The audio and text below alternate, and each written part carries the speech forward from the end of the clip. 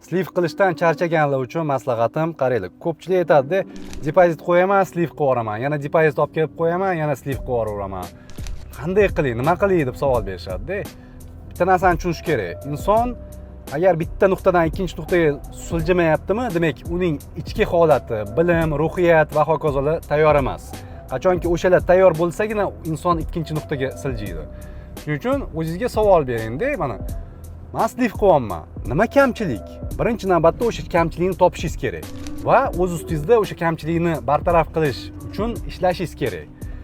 Va o'sha o'zingiz ustida ishlab, qo'shimcha bilimlar, qo'shimcha tajribalarni jamlaganingizdan keyin sizda o'sha sliv haqida, ya'ni nima uchun sliv bo'lyapti, nima kamchiliklar bo'lyapti, o'sha haqida atroflicha aytaylik ma'lumot paydo bo'ladi va keyinchalik o'sha sliv qilish ehtimoli kamayib boradi.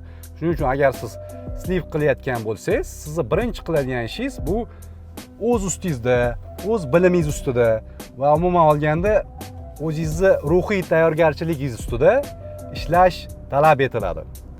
Shuning uchun sliv qildingizmi, pauza bosing, ketdi. O'zingiz ustida ishlang, ichingizni boyiting.